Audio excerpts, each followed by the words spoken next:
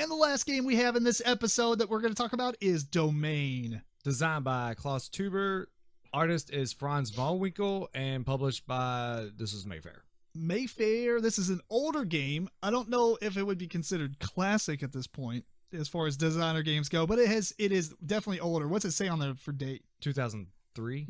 Yeah, so it's been around for a while. We picked this one up pretty much like last year whenever Mayfair had their clearance. At least 2 years ago. Maybe it was 2 years ago. Was this a clearance rack item? It was $7 at the Mayfair booth at Gen Con. I'm very sad that Mayfair is sold and gone, man. This is... I'm going to miss that rack. Yeah, that rack was amazing. And the it's fun to go and play all their games and get the little Settlers of Catan style things, the ribbons, and then trade those in. Oh man, that's such a great part of Gen Con that is now lost. I agree.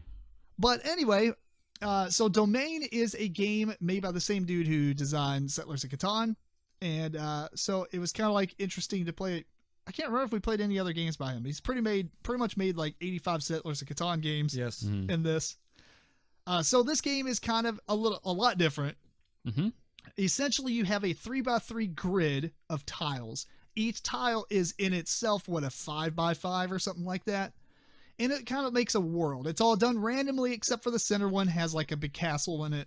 Other than that, all the rest of them are kind of done randomly in whatever orientation you just happen to just throw out there. So basically there's like forest. Each square is a terrain type or whatever. There's like plains. There's meadows, forest. You have like the little villages and some gold mines. They're actually ore mines and they have a different symbol above them. We'll get into those here in a minute. But what you're trying to do is map off an area of this. It's an area control game. A domain.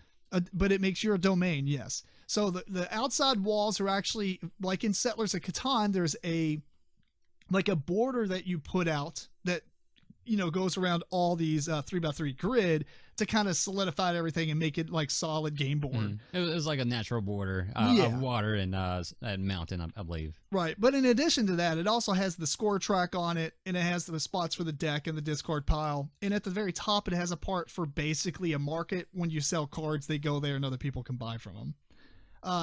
What you do on your turn. So you're going to have 3 cards in your hand. The deck, this is important. There is A, B, C, and D cards. You put them in that order. So all the A's on top, etc., etc. The actions, I think, get a little cooler and they cost more. You sell them for more, whatever. Otherwise, it's really not that impactful to know. You got 3 cards. On your turn, you're going to play or sell a card. And at the top left, you have a play value. That's how much gold you have to spend in order to play it. And then you're going to do one of the actions that it shows. Most of them have one action. Some have a choice. Or you're going to sell it to the market, essentially.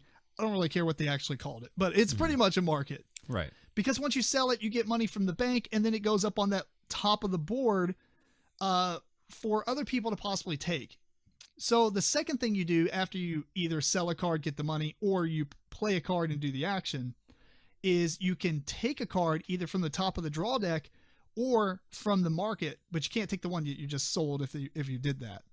Then it's the next player, etc. You just do this until the game ends in one of 2 ways. Either that deck runs out and then everybody plays all their action cards from their hand, or one player gets to the predefined number of victory points for the player count, which I think it was like basically 40 or 50 or whatever.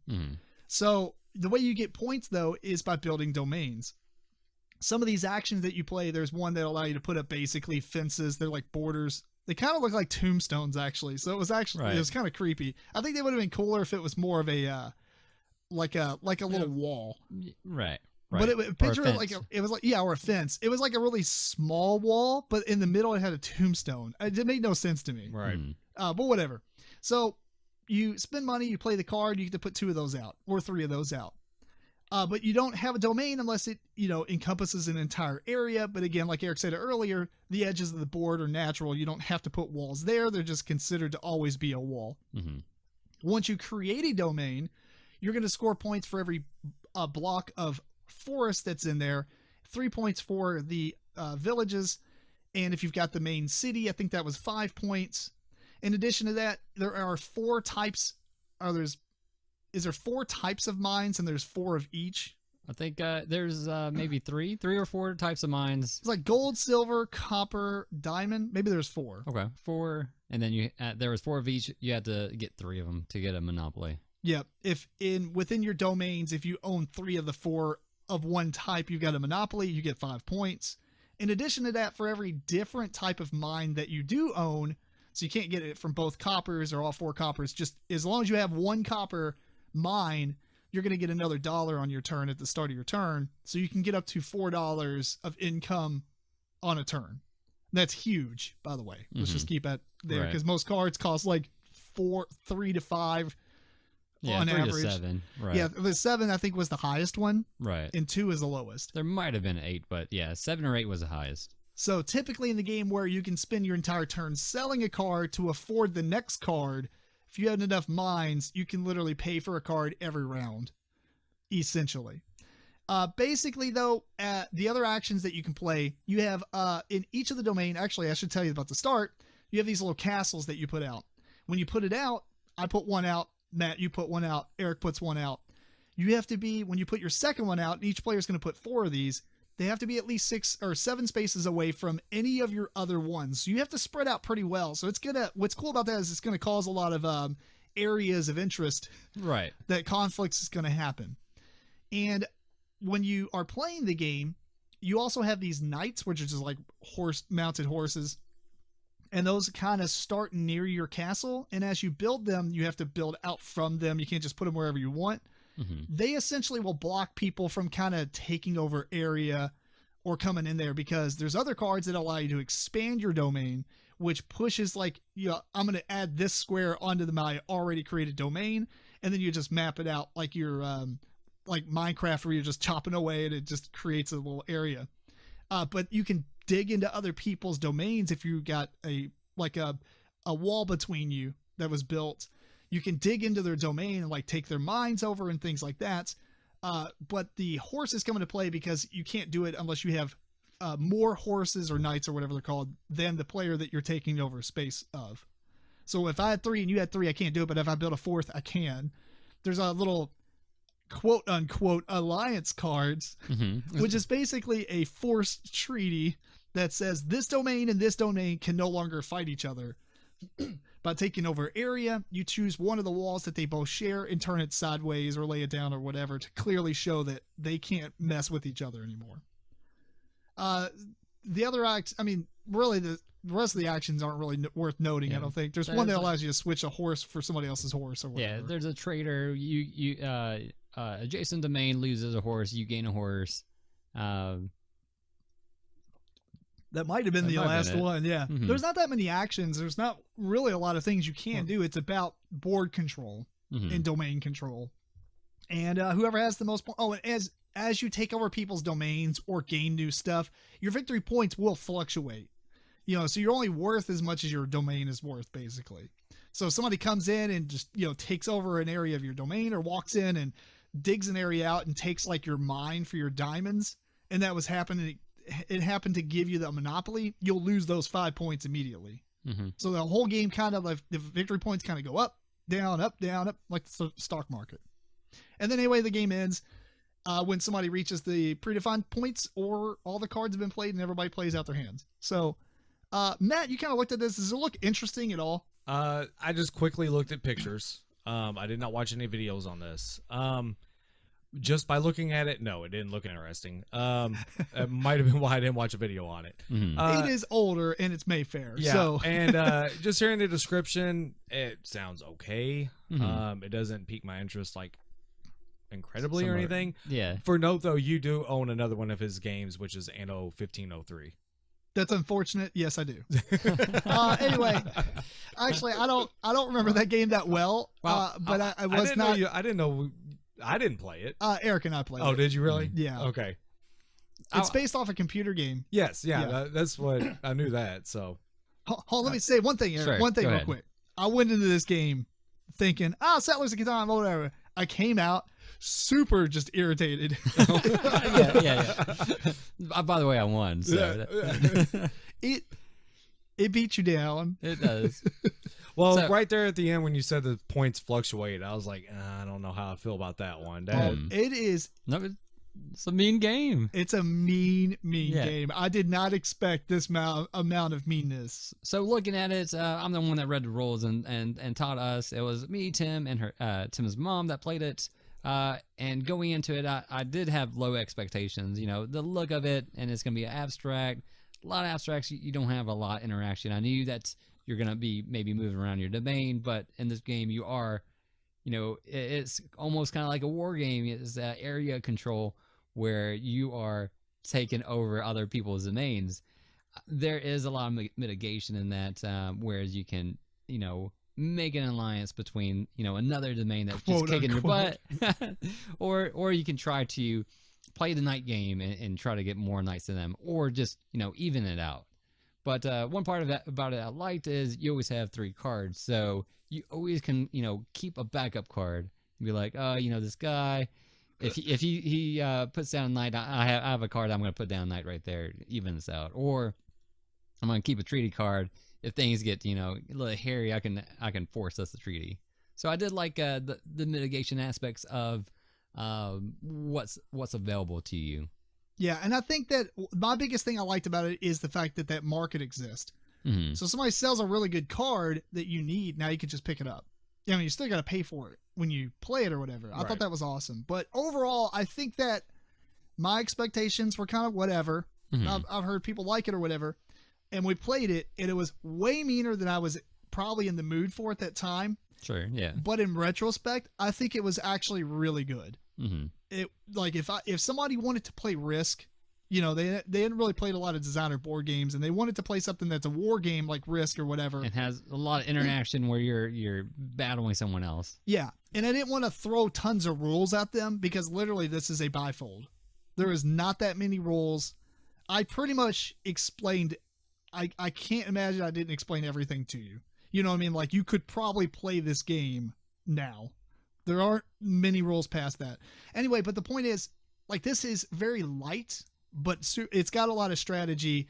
Mhm. It does kind of suffer from the idea that most war games usually do, where one person could just get in the way of somebody, not intentionally sometimes, but just because they're there.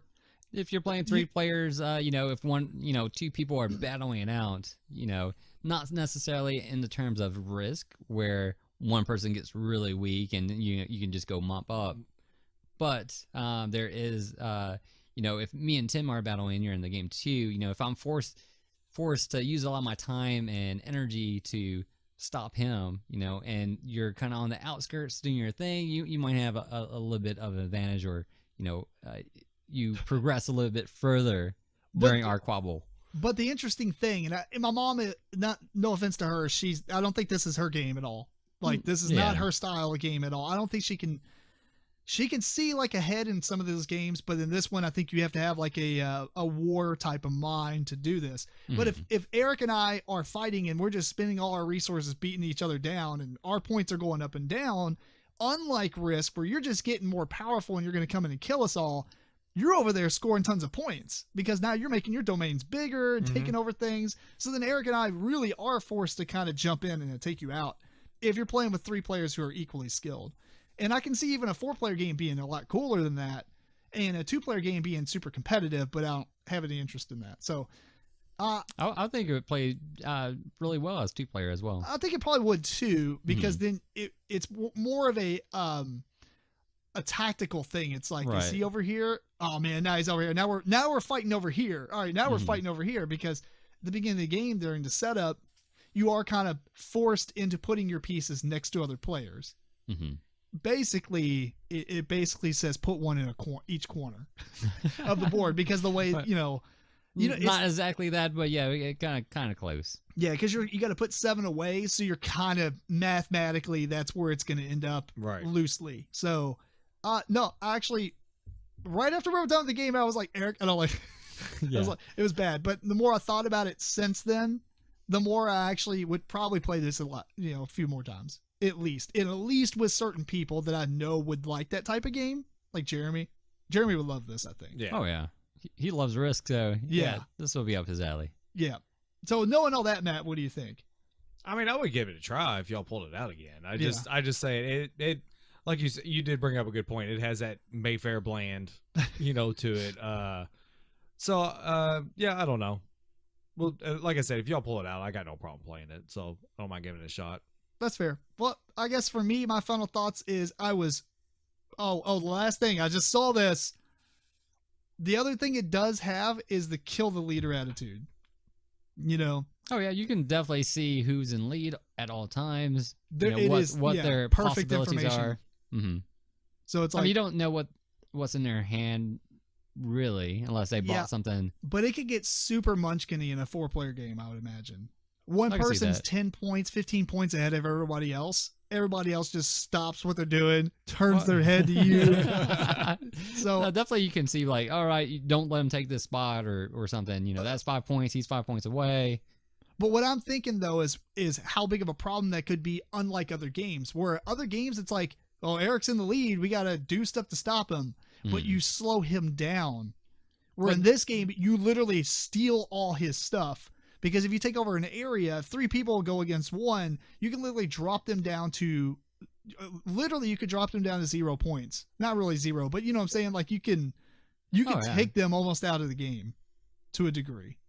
Which I guess you can in Risk. But I doubt everybody's going to do that because of the way the game works. Mm-hmm. You don't really have time for that either. Right. Because the game isn't that long. No, and it does have a finite end. It's not going to go forever because you do play through the cards. Even in our game of 3 players, we did go through the deck. I was able to finish up the game before we played out our cards. Yeah, it was actually a nice length, and I felt like it was always my turn. So it had that stuff going for it. So, yep. Anything else? It's out of print, but yeah, if you do find it, I do recommend picking it up.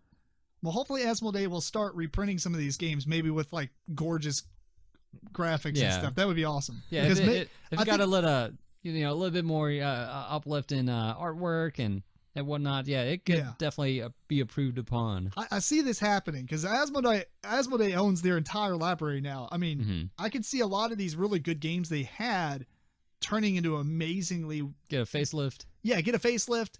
Maybe a little bit of a streamlining or a little bit of development into it for a second edition. Sure. Mm-hmm. Yeah, I'm looking forward to what they do, or they'll probably just let it all burn. I don't know, but right. So if you have a chance, I would definitely try it out, especially if you like war games. I think this is actually a war game that I enjoyed. I just wasn't ready for it. Didn't expect it. That is Domaine.